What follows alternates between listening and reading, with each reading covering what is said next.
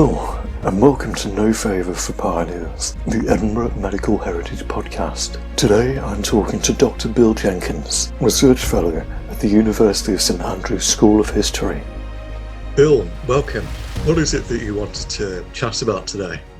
My research concerning the medical school at Edinburgh has mostly been relating to Charles Darwin's time there during the 1820s, and also the decades either side of that, from around 1800-ish through to around the mid-1830s. At that time, the University of Edinburgh's medical school was the foremost medical school in the English-speaking world, and one of the most important in the world at large. And students came from all across the British Empire and further afield to study there. It had slightly fallen away from its heyday in the late 18th century by that period, but it was still very important. It was really the best place to get a medical education in the UK. Worth bearing in mind that within the UK, the only universities in England at that time were Oxford and Cambridge, which didn't really do a lot of vocational education in those days, apart from for the Church of England. So really, if you wanted to study medicine at a university, the best place to come was Scotland, and probably the foremost university in Scotland was Edinburgh at the time. Darwin was following in a family tradition, coming to Edinburgh to study medicine. Several male members of his family had been to Edinburgh before.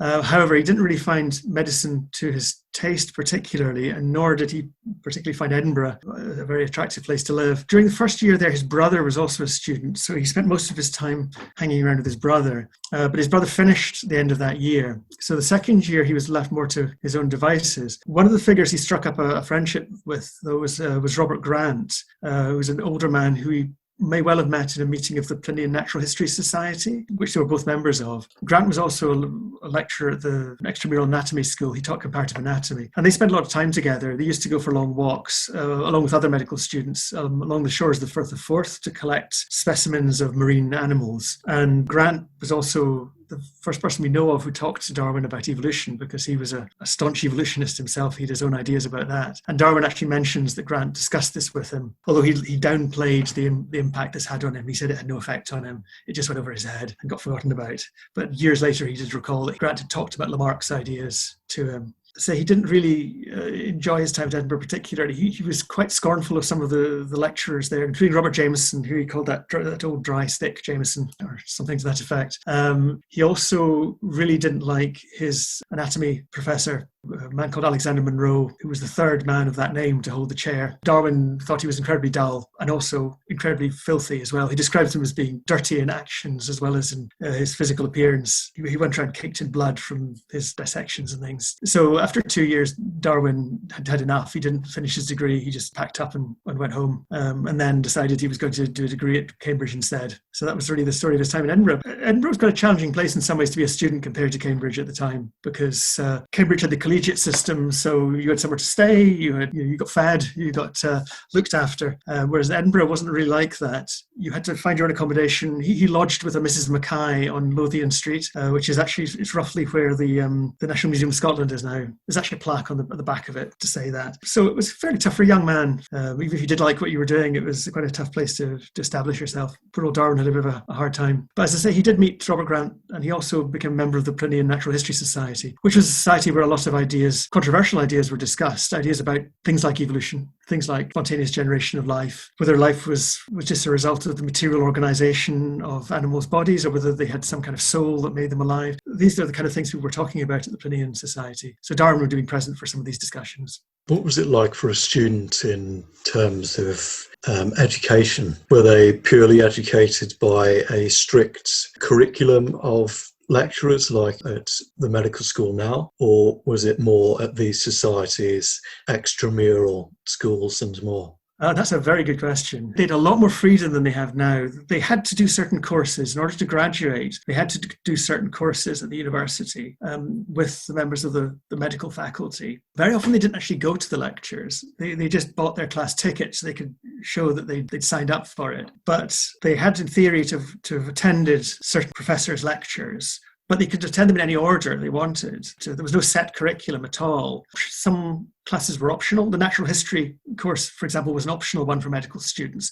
but a lot of them chose to do it. So they had a lot of freedom. They also paid for their lectures directly as well. They paid the professor to attend his lectures. It wasn't mediated by the university at all. So yes, it was really quite different. The reason the extramural anatomy schools were popular was partly because Monroe was such a terrible lecturer. If they actually wanted to learn anything, they had to go elsewhere. So they had to buy their class ticket from Monroe's lectures because they needed that to graduate. But often their education in anatomy was gained elsewhere. It was gained from Robert Knox or Robert Grant, or a man called John Berkeley, who ran one of the most successful anatomy schools, which actually Knox worked for to begin with, and then took over when Berkeley died. So students had a lot more control over their education. From the sounds of things, Charles Darwin was not the first to seriously consider the possibilities of evolution. There's a lot of evidence that other people were thinking about it. One important thing to bear in mind about Edinburgh University at that time is it had very close links with a lot of the continental universities, particularly Paris. So there was quite a lot of Edinburgh students went over to Paris to study.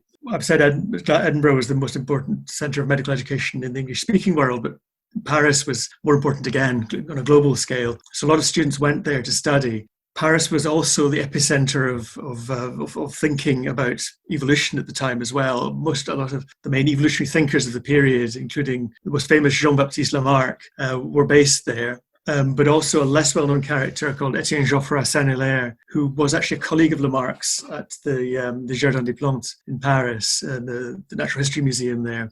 A younger contemporary of Lamarck's, also had his own evolutionary theories, which are a bit different from Lamarck's. So there were very close connections between these people and Edinburgh, and several figures who were important in Edinburgh in the 1820s had actually studied with them in Paris, and that's where they probably picked up these ideas. So Lamarckism travelled to Edinburgh from Paris. What is Lamarckism, and how did Saint-Hilaire's ideas differ? Lamarckism is an interesting theory and widely misunderstood. There are two main elements to it. The first one, which is the one that people tend to forget about, was that Lamarck believed that animals had an intrinsic tendency to become more complex over time, over the generations. So in fact, if you just left an species of animal doing its thing in nature, over the generations, it would become more complex and evolve into more complex forms. But he also believed the environment played a role too. And this is the aspect of Lamarckism that most people are familiar with. So if an animal, for example, a giraffe, Lamarck actually used the example of the giraffe and its neck. It's the most widely known example, but it's one he used himself. He believed that giraffes start out with short necks, and by reaching for leaves in high trees, during their lifetimes, they stretched their necks gradually, and their necks became longer. And they were able to pass that characteristic on to the baby giraffes that they had. And those baby giraffes would then stretch their necks even further, and eventually you would end up with giraffes with very long necks. The inheritance of acquired characteristics, as we call it now, was a widely held belief at the time, and nobody would have thought that was anything weird particularly. But for Lamarck, that was just a complicating factor. The main thing was that all living things had this tendency by their very nature to become more complex over time, and that was the main driving force behind evolution for him. Etienne Geoffroy Saint-Hilaire, I'll just call him Geoffroy from now on, that's easier. He had a slightly different view. He believed that the environment was much more important, and that the environment on the surface of the earth had changed over geological time and become effectively more hostile to life, had challenged living things to adapt to meet this changing environment. But this process of adaptation also led them to become more complex over time as well, although he doesn't stress that element of it so much. His ideas are slightly more difficult to get a grip on because, unlike Lamarck, he didn't publish one big book where he laid out his whole theory. You have to piece it together from a whole series of articles he published, which were, as far as I know, never been translated into English. So he's not very widely known in the English-speaking world, but he is pretty important, and people in Edinburgh in the 1820s certainly knew about him. So what impact did Lamarck and Geoffroy have on the thinking in Edinburgh and in Scotland? Well, they had a fairly significant effect. I think that a very eminent historian of science, James Secord, wrote back in 1991 that there was a group of largely unrecognised evolutionists in Edinburgh who he called the Edinburgh Lamarckians in the 1820s. And he identified in particular, central to this group, a man called Robert Jameson, who was the professor of natural history at Edinburgh at the time. He not only taught natural history, but he edited a journal called the Edinburgh Philosophical Journal. And he published a whole series of evolutionary articles in that journal by various people, many of them former students. The article that Secord particularly focused on was an anonymous article, which he believed had been written by Jameson himself and then put into his journal. And I personally think that's extremely likely. I think it was almost certainly written by Jameson. And in fact, the consensus really, not everyone agrees, but the general consensus is that he wrote it, where he praises Lamarck's ideas. So Jameson was almost certainly convinced that evolution happens. He didn't write a lot about it. It wasn't his main interest of concern. Although he did write back in 1804 in one of his books, he actually gave a list of the big questions of natural history for the coming century. And one of those was, I can't quote it word for word, but it was more or less, have animals and plants changed over time, or were they created as they exist now? So he was thinking about this from quite early on. 1804 was actually the first year he became professor of natural history. So right from the very beginning, he was thinking about this kind of stuff. He was also clearly aware of Geoffroy's ideas too, because he gave a paper to a society called the Wernerian Natural History Society. He gave a paper on Geoffroy and his theories. Sadly, that hasn't survived. It wasn't published, and we don't know what he said. Whether he thought it was a good thing or a bad thing, we don't know. I suspect he probably thought it was a good thing, though. Certainly if he wrote that article. You mentioned the Wernerian Natural History Society. Was Lamarck's theories and Werner's at odds with one another in Edinburgh, or did they have complementary ideas?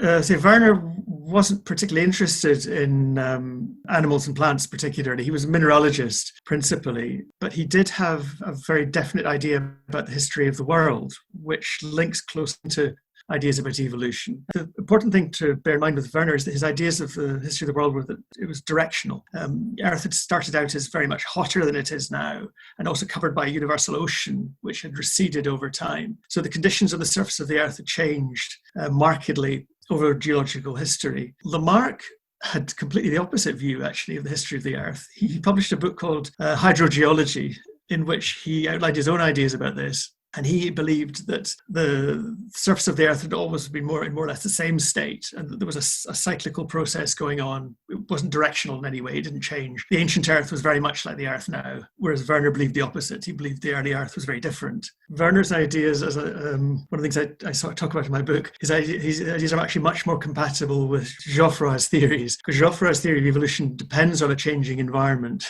The surface of the Earth has to change to drive his theory of evolution. So his ideas are actually quite compatible with Werner's. We don't know whether Geoffroy was interested in Werner's theories or not. He doesn't really mention them as far as I know. But in Edinburgh, the two ideas do seem to have come together in an interesting way. And one of the other figures who's very important in this story is a man called Robert Grant. And Robert Grant had been a medical student at Edinburgh, and he taught at one of the extramural anatomy schools, which existed to supplement the failings of the teaching of anatomy within the university. And Grant published several papers in Jameson's journal about evolution, in which he specifically talks about the changing chemical environment of the oceans driving evolutionary change in sponges, in fact, in particular. He's very interested in sponges, of all things. So he's kind of, in a way, combining Wernerian geology, this idea the ocean was very different chemically in terms of temperature in the early history of the Earth, with these evolutionary ideas which are derived from Lamarck and Geoffroy. Where does Darwin's ideals or theories fit into all of this? Well, again, that's a very, very good question. His final theory of evolution, the one that appears in The Origin of Species, is quite different because it relies on a different mechanism. It relies on, I was going to say survival of the fittest, but he never said that. It relies on natural selection as the driving force behind it, as the motor for evolution. There's some suggestion that Geoffroy might have been thinking along similar lines, but Lamarck certainly wasn't. But if we look at Darwin's notebooks written after he came back from the voyage of the Beagle, he went off on this expedition around the world on the ship, the Beagle, for several years after he finished university in Cambridge. When he came back from that, he kept these evolution notebooks. And if you look at his early ideas, it's quite clear, I think, that they are coming from these sources. Of course, they evolve over the decades. They evolve. This is 20 years before he actually published his book. So his ideas evolved quite a lot in that time, and he picked up ideas from other places. But certainly, I think if you look at the starting point for his evolutionary ideas in their long process of development, I think they look very similar to the kind of ideas we see being discussed in Edinburgh in the 1820s. Were there any contemporaries of Darwin's who were discussing these ideas? There was certainly one fellow student of Darwin's who actually started his medical degree the year after Darwin began in 1826, called Henry Cheek. And we have quite a lot of evidence for him because he wrote a dissertation actually about the races of man for the Royal Medical Society, in which he outlines his ideas not only about the evolution of the races, but also about evolution more generally. So that's a fantastic source of information about what one medical student was thinking at the time about this. But also, Cheek was a remarkable character in that during his time as a student, he edited a journal for 3 years as well, called the Edinburgh Journal of Natural and Geographical Science. And in this journal, he published a series of articles by himself in which he outlined his evolutionary ideas. So we know a lot about what he was thinking.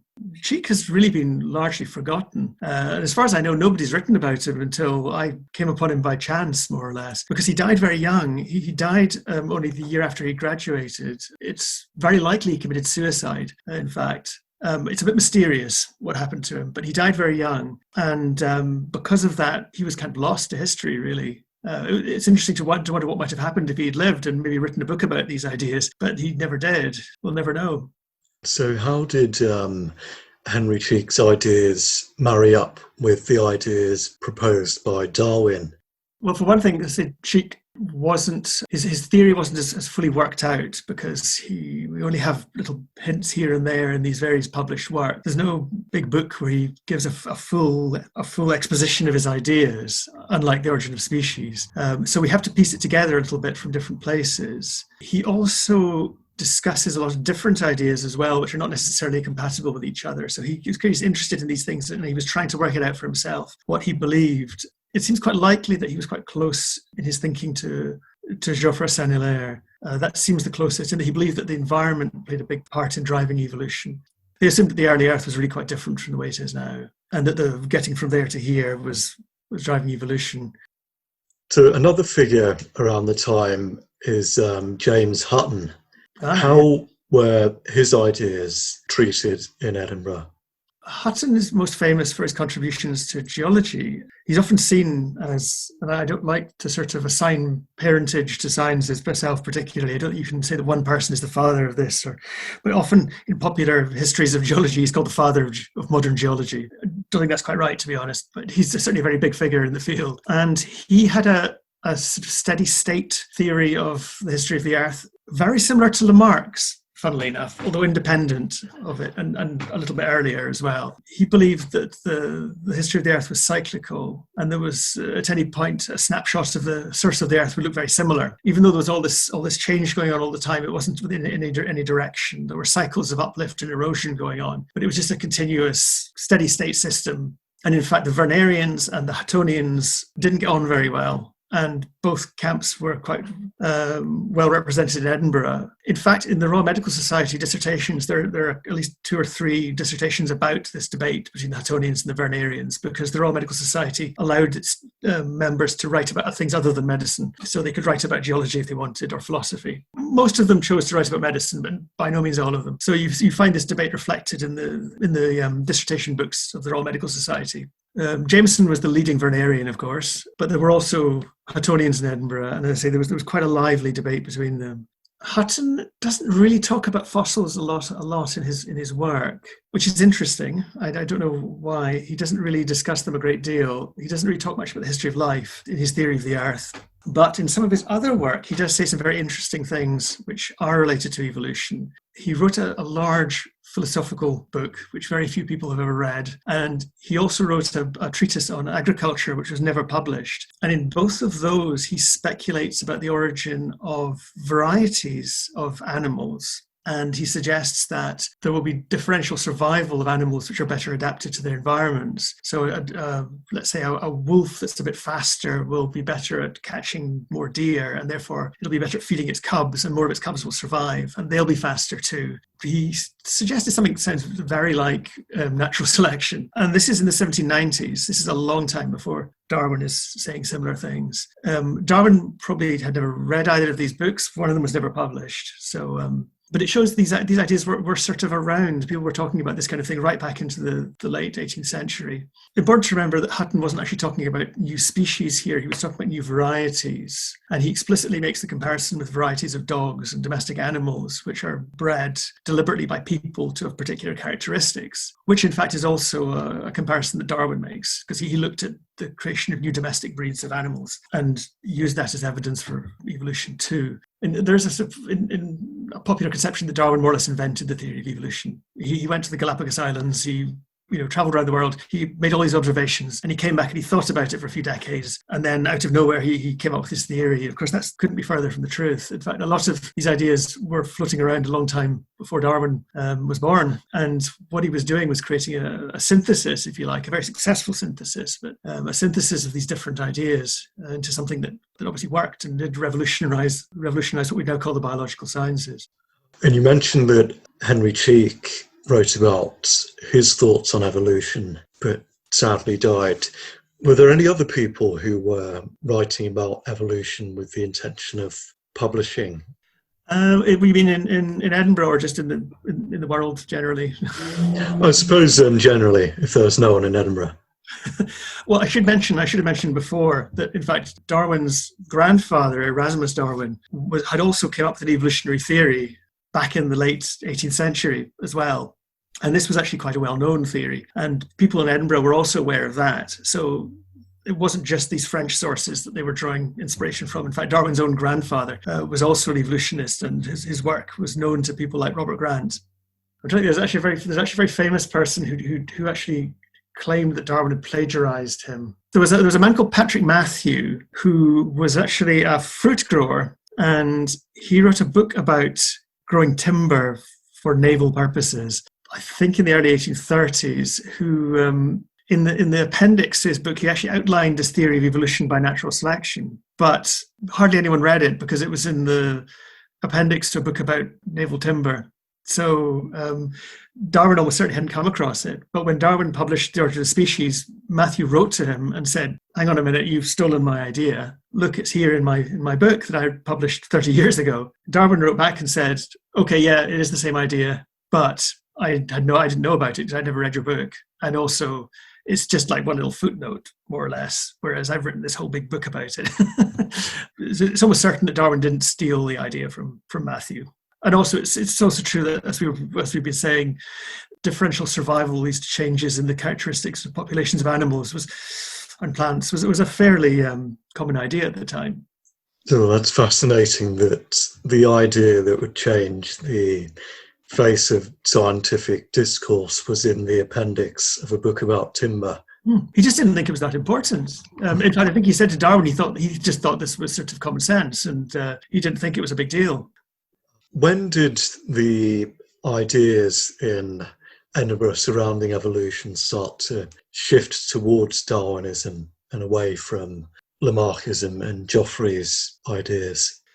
Oh, that would be much later. I mean, Darwin's Origin of Species wasn't published till 1859, so it would certainly be after that. I couldn't actually tell you which Edinburgh professor of natural history was the first one to adopt Darwinian evolution. But in fact, there was a kind of a period as well when things go a bit quiet as well. There's this period when a lot of people are talking about evolution in the 1820s, mid-1820s, really through to the early 1830s. And the interest kind of dies down a bit after that. You don't find so much evidence of it. Possibly because a lot of the key figures who were interested in this kind of stuff have either moved on. Robert Grant goes down to London in 1827, for example. He becomes a professor at the new University College London. Cheek dies. Robert Knox, who I haven't mentioned before, was probably also thinking along evolutionary lines at the time. He certainly did later on. He was another professor at one of these extramural anatomy schools. He was involved in the Burke and Hare case, that he was buying the bodies from them. And so he had other things to think about other than evolution for a bit. And then his career went downhill rather after that. And he ended up moving to London as well later on. So a lot of these people, they just died or moved on. And there didn't seem to be a new generation of evolutionists taking over from them. Also, in 1844, a decade or so after the end of this kind of golden age of evolution in Edinburgh that I'm talking about, there was a book published called Vestiges of the Natural History of Creation by a man called Robert Chambers, who was also an Edinburgh man. Actually from Peebles originally, but he lived in Edinburgh, and he was a publisher. He was one of the founders of the Chambers Publishing House. And he wrote this book in which he outlined his own evolutionary theory, widely condemned by the scientific establishment, but also it brought evolution more to the forefront again, and people started talking about it a lot. And it made people a bit apprehensive about championing evolution because of the reception this book had received, this very negative reception. When I say negative reception, it was a huge bestseller. I mean, it sold, enormous numbers of copies. Everybody read it. Prince Albert read it to Queen Victoria. It was enormously popular, but the scientific establishment really didn't like it. And it was clearly not written by somebody with very strong scientific credentials, because Chambers had never done any research. He just cobbled his theory together from other sources, from books he'd read for the most part. He made some claims which were a bit embarrassing later on. They were sort of proved to be wrong, and also made him seem quite ill-informed as well. So possibly that sort of put people off talking about these things quite so much as well for a bit. I mean, another factor was the rise of evangelical opinion as well, which became a very important cultural phenomenon, quite a evangelical resurgence in the 1830s, 1840s. And that evangelicals tended to be quite hostile towards these kind of theories. Very interesting, because when you think about evolution, you think of the perception being quite staunchly evangelical, going up to Darwin's revelation about evolution. But it's interesting to hear that there was actually an ebb and wane in this public ideals about evangelicalism. Well, yes, well, even the evangelical movement sort of had peaks and troughs. It came and went, and certainly kind of mid-19th century, it was a force to be reckoned with. They were quite noisy as well. So for something they didn't like, you knew about it, and they definitely didn't like Chambers's book. And in fact, several significant scientists with evangelical credentials as well, like David Brewster, who was a natural philosopher, a physicist we call him now, but was also an evangelical, completely changed his mind about one of the key theories of the period in his subject because of the publication of Vestiges. There was a theory called the nebular hypothesis, which suggested that the Earth and other planets and the sun had coalesced out of a cloud of gas and dust, rather than having been there forever or having been created by God as they are now. And he actually was very sympathetic towards this theory originally. And then suddenly, after the publication of Vestiges, he suddenly started seeing this theory as a kind of cosmic evolution and thought, oh no, this is actually a bad thing. So he suddenly decided that this was all wrong and became one of its most hostile critics. So there was a real hardening of attitudes around this period. And in fact, some other natural historians like John Fleming, who was a geologist and zoologist, but also an evangelical minister, in fact, he wrote about evolutionary theories in quite a sympathetic way in the early 1820s. But as I say, as the decades went by, and especially after the Vestiges was published, he became very, very hostile to evolutionary ideas. Important thing to remember is that nobody knew he'd written it because it was published anonymously. I should have mentioned that before, perhaps. The very fact it was published anonymously led people to speculate who'd written it. And there were all kinds of theories about who'd written it. And some people thought the book was such an idiotic book. It had to be written by a woman, for example. I think even Prince Albert was accused of having, not to his face, but I think it was suggested he might have written it. All kinds of people were getting accused of having written this book. But what was clear was that this wasn't somebody who came from the scientific establishment. It was somebody who was an amateur. When I say he's an amateur, I mean, there really were almost no professional scientists at the time. Things were quite different from the situation now. It was a period when scientists, as we would now call them, and they were only beginning to call themselves scientists at that time, were aiming for some kind of professional status and to make their different fields into established fields that we know now. So somebody coming along like that, clearly an amateur, writing about their subject at a time when they were trying to be taken more seriously, they had to be slapped down. Do you have an example of one of the less well thought out theories that Chambers put in the book? One of the ones that you mentioned earlier, slightly embarrassing on retrospect. Well, yes. I think the one that everybody seems to pick up on is there was a man called Cross who had done some experiments in which he claimed to have produced living insects by passing electricity through a chemical solution. This little mite called a carrier, in fact, is the creature he claimed to have created from nothing, just using chemicals and electricity. And this was very rapidly proved to not be true. It was, I guess, these little insects had been hanging around somewhere in his study or something and fallen into the solution, I guess.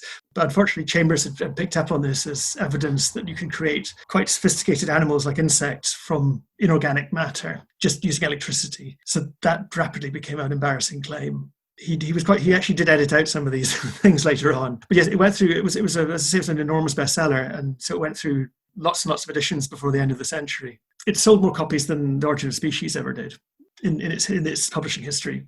Or certainly in the 19th century. I mean, now The Origin of Species will have sold more because it sold a lot in the 20th century as well, whereas his Chambers' book is now largely unread. But in the 19th century, it would have almost certainly outsold The Origin of Species.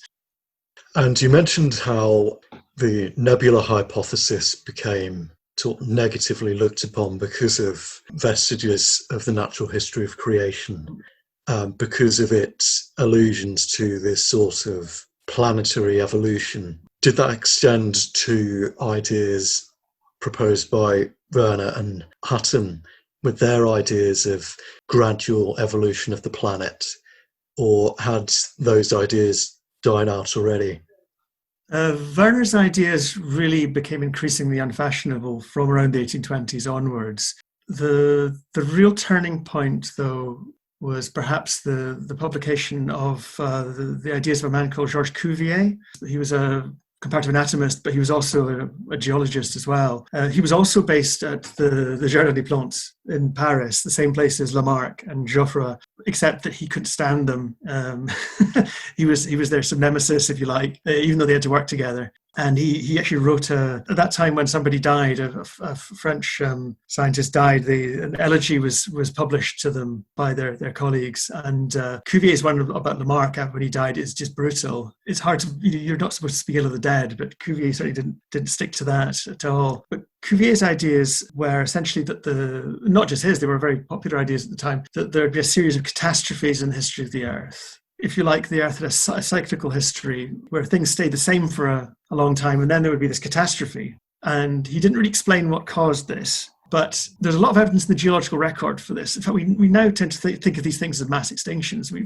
It's not a completely strange idea to us today, today's way of thinking about the history of the Earth. But at that time, there was no explanation for these. And it was very easy for evangelicals, for example, to see these as being the biblical flood, for example, as being one of these catastrophes. So that was really the dominant theory in the 1820s, 1830s, in Europe generally, was that the history of the Earth was punctuated by these catastrophes. Sometimes it's called catastrophism. So rather than the slow, gradual change that Werner saw happening, it was much more sort of dramatic and violent than that. But then actually in the 1830s onwards, and particularly towards the end of the century, you have a kind of revival of these Huttonian ideas that actually have this steady state Earth where nothing much ever happens really apart from these cycles which don't really change much to look at anyway on the surface of the Earth. And those ideas were made very popular by a man called Charles Lyell, who was a friend of Darwin's, in fact, and came up with a theory which is effectively a kind of neo-Huttonian theory of the Earth, that you have these cycles over millions of years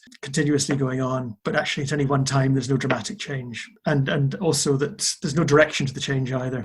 You mentioned Robert Knox. Did he have quite a core part in the evolutionary debate before his disgrace?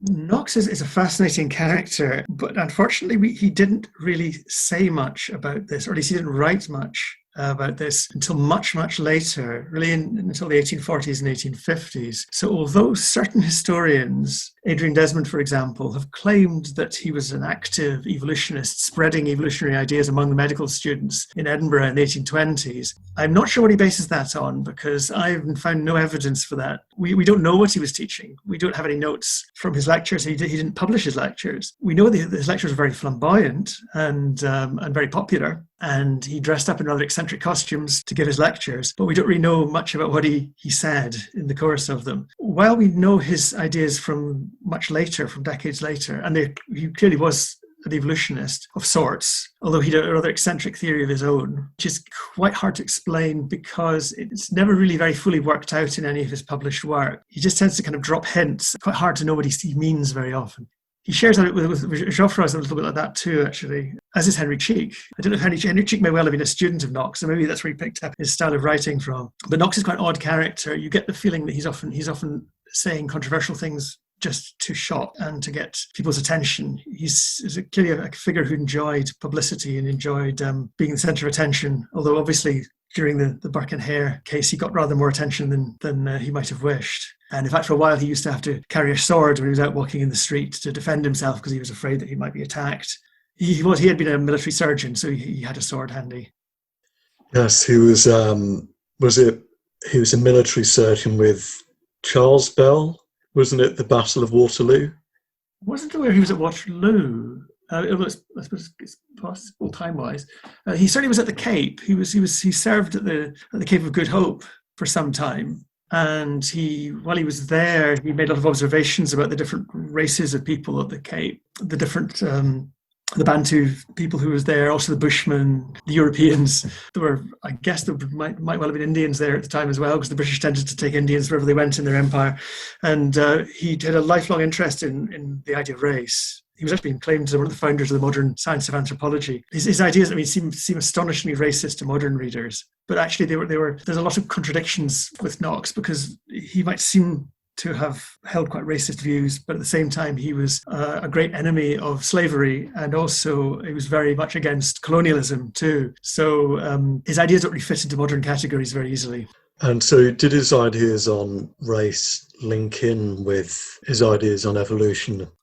Yes, they were. And when he developed his ideas about evolution, there were really two animals he talked about as examples. One was salmon, because he was a very keen fisherman, and also people, humans. And he saw the human species and the races as being an example of evolution. It's always quite hard to talk about Knox's ideas, because they're so kind of counterintuitive to us now in lots of ways. But he believed that species didn't really exist.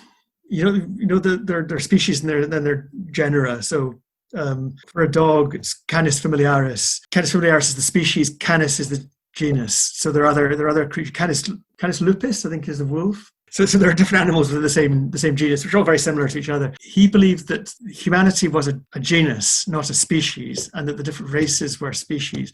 But at the same time, he didn't really believe that species had any concrete existence either. But yeah, to cut a long story short, yes, he believed that humans and other animals evolved in essentially the same way. But his theory of evolution was really quite radically different and quite complicated and unorthodox. So in brief summary, what would you say was the general trend throughout these early decades of the 19th century? What were the predominant ideals that were driving Edinburgh's evolutionary theories? One important thing is that in the earlier part of the period, in particular, there was a lot more toleration for ideas that seemed speculative, whereas I think that became less so. So these kind of grand theories about the evolution of life and the evolution of the earth were much more respectable in the late 18th and the very beginning of the 19th century than they became. So I think that was a significant factor. A lot of 18th century thinkers about this sort of thing really just sat in their armchairs and just thought stuff and read books and came up with ideas. And that was okay. You could be respected for doing that if your ideas were interesting enough and seemed convincing. But by the time Darwin was writing The Origin of Species, that had become much less respectable as an approach to science. You really had to show you'd gone out there and done experiments and gathered data and made observations, and that your theories had emerged in some way from that. I think that's one reason why all these evolutionary ideas which were around, and other ideas about the natural world too, many of which seem quite fanciful, in the 18th century and early 19th century were taken quite seriously, whereas that was much less so as the 19th century progressed. So in a way, this is what was happening in Edinburgh in the 1820s was the kind of last gasp of the Enlightenment, let's say, and the Enlightenment way of doing things, where people just used reason to try and figure out what was happening in the world. And they didn't feel quite so necessary to go off and spend years collecting data. And the student societies played a big part in that, like the Plinian Natural History Society. Clearly, the Royal Medical Society, they were talking about these kind of things too. There was another society called the Physical Society, which students wrote dissertations for, and they wrote on very similar topics to the ones they wrote for the Royal Medical Society. And so they were definitely getting together, and Darwin was involved in that. He was a member of the Plinian Society, not one of the more active members, but he did give at least one paper, I think. He was very much part of that kind of intellectual ferment, as you might call it. But certainly the Plinian Society, Henry Cheek was a very active member. He was actually the secretary of the society for a while. In fact, he took the notes of Darwin's paper for the records of the society. And Darwin would have known him for sure, because Cheek was at almost all the meetings. And Darwin was a fairly regular attender as well. So although he never gets mentioned by Darwin, he would have known Cheek. There's almost no way he wouldn't have known him. Whether they ever talked about evolutionary ideas, well, who knows? From all of these anecdotes and characters and theories. Is there one core lesson that you think that people in the modern day should take away? For me, really the most important moral of all this is that science and medical science too are essentially collaborative enterprises. And while people like to set a few heroes up on pedestals and give them Nobel Prizes and write histories that suggest that they invented their theories from out of thin air or purely based on their own primary research, in fact, there are always so many other people involved, between people from the past and also from your colleagues around the world. Yeah, I think this idea that there are these kind of heroes of science who everything can be attributed to is not a very positive way of looking at things, because I think it undervalues the contribution of all the other people who contributed to that outcome. It's so much more complicated and more interesting than that. Bill, thank you very much.